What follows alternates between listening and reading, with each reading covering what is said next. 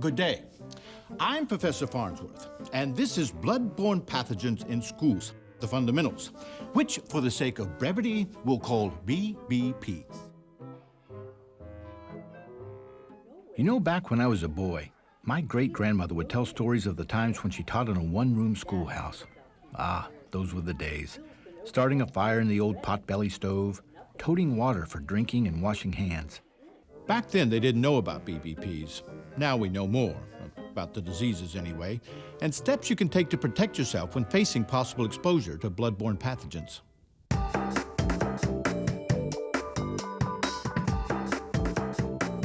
Here we have a representative BBP. My point precisely. You can't see them. They're invisible. They live in the blood and body fluids of infected people. Virtually anyone could unknowingly be harboring a potentially deadly BBP. Most disturbing. Many people who are infected with BBPs have no symptoms and don't look or feel sick, in some cases for up to 30 years. However, all along the infection is slowly damaging their liver, and they're contagious.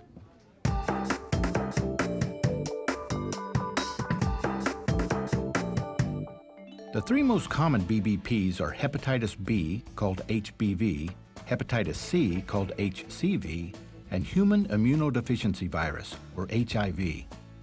Most people think of HIV when they hear the word blood-borne pathogens, but actually, the hepatitis B virus is 50 to 100 times more infectious than HIV and more easily spread in the workplace.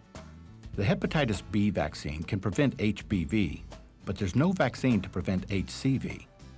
Both hepatitis B and C are viruses that attack the liver. Once infected, you could have a mild infection that goes away in a short time, or you could have a chronic infection that lasts a lifetime and could lead to liver disease, liver cancer, even death. Only blood tests can positively identify these diseases. If you do have symptoms, they're mild and flu-like: nausea, fatigue, loss of appetite, fever, headaches, and abdominal pain. Or you can have jaundice and abdominal pain. Human immunodeficiency virus, or HIV, the virus that causes AIDS, attacks a person's immune system. Like hepatitis, people with HIV can live normal, seemingly healthy lives for years without knowing they're infected, and still be contagious. But when the immune system breaks down, they develop AIDS. There's no vaccine for AIDS and no cure.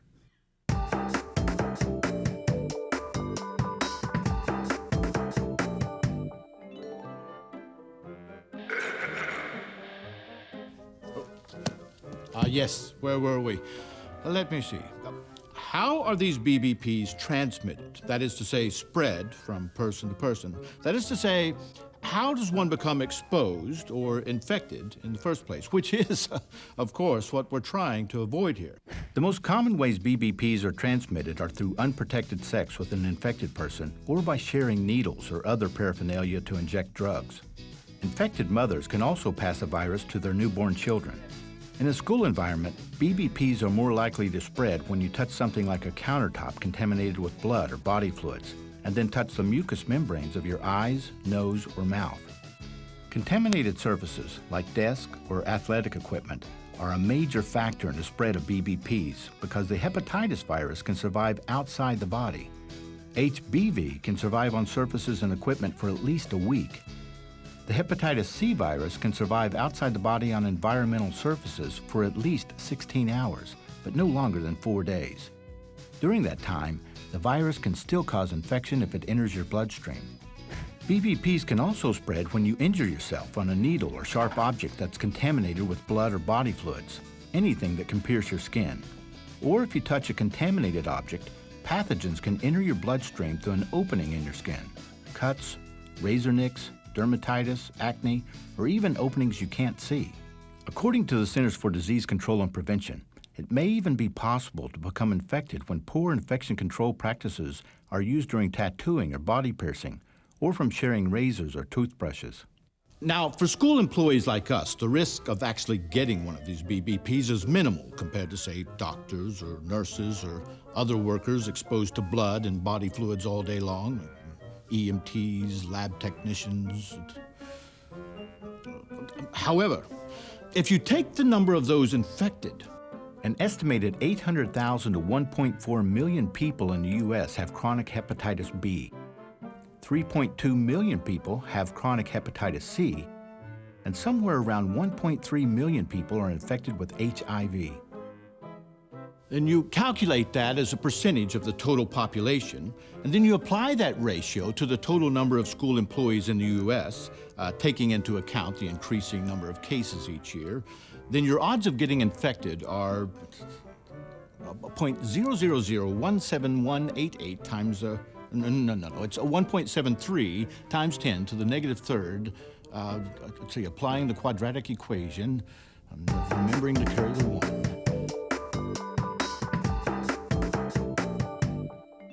Guidelines have been developed by the Centers for Disease Control and Prevention, the CDC, and the Occupational Safety and Health Administration, OSHA, to protect you from exposure to bloodborne pathogens.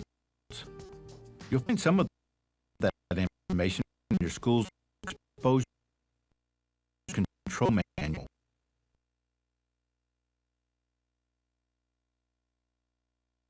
And what to do if you're exposed.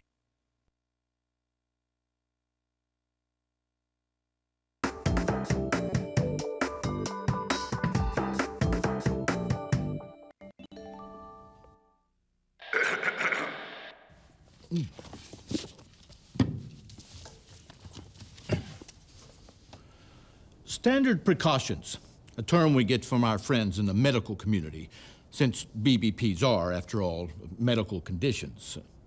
Well, at least the viruses are. Standard precautions mean you assume that everyone is contaminated with HIV or hepatitis, and you don't take chances. A simple playground incident, a bloody nose, or an athletic injury, each one has potential for exposure to BBPs. Protect yourself with personal protective equipment, or PPE, including gloves, as well as mask and protective eyewear if necessary. Your employer will provide you with PPE and train you on how to use it, but it's your job to make sure it's kept in good working condition so you can use it at a moment's notice. Damaged or loose-fitting PPE does not protect you.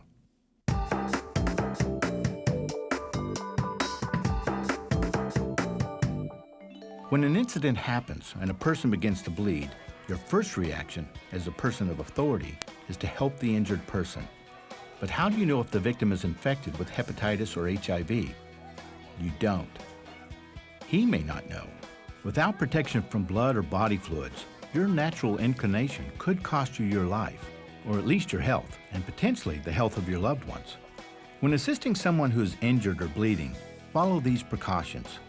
If it's serious, send someone to call for emergency personnel. If the individual has a minor cut, they should try and stop the bleeding themselves. If they need help, apply pressure to the wound, but protect yourself first. Put on your PPE. Remember, cuts, sores, or breaks on your exposed skin should be bandaged, since gloves may leak if torn or punctured. If no gloves are available, place a barrier between you and the blood or body fluids, but it's always best to keep gloves handy and inspect them routinely so you're prepared for emergencies. Remove the gloves as carefully as possible. Never touch the outside of the glove with bare skin. Peel one glove off from the top of the wrist to the fingertips and hold it in the gloved hand. With the exposed hand, peel the second glove from the inside, tucking the first glove inside the second.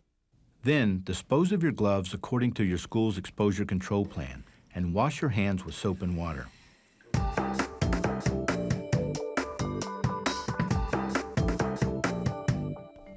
The one-room schoolhouses in Grants Day had no running water. The bathroom facilities were outside. And the students and the teacher had to wash their hands in an old bucket like this. Today, it'll take more than a quick dip in the old bucket.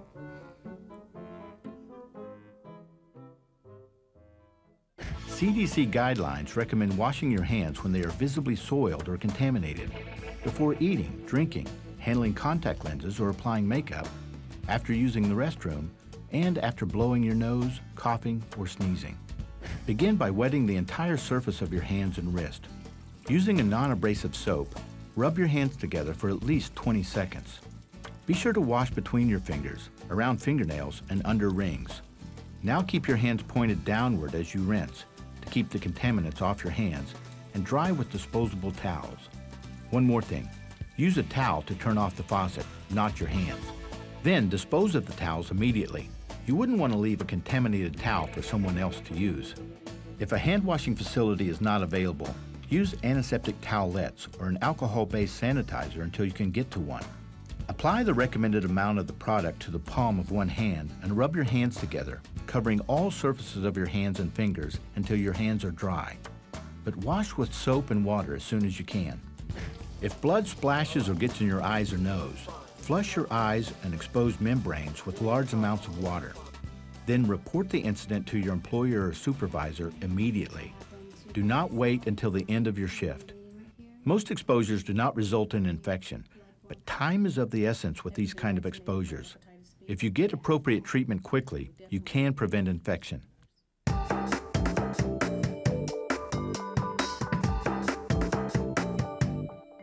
Don't attempt to clean up blood or other body fluids unless you're trained or authorized to do so.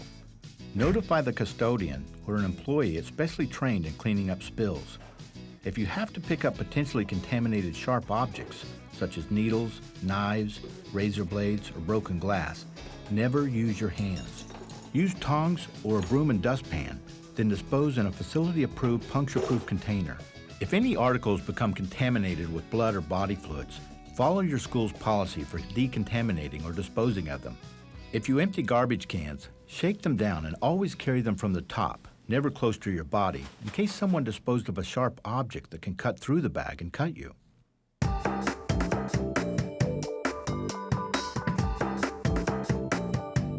Keep your work area clean to reduce your potential for exposure. Minimize splashing, spraying, spattering, and generation of droplets when attending to an injured student or coworker, especially where blood is present. Don't eat, drink, smoke, apply cosmetics or lip balm, or handle contact lenses where there's a likelihood of exposure. Don't keep food and drink in refrigerators, freezers, or cabinets or on shelves, countertops, or bench tops where blood or other potentially infectious materials are present. Wash your hands routinely throughout the day, and don't be shy about reminding your students to do the same. And keep your hands away from your eyes, nose, and mouth.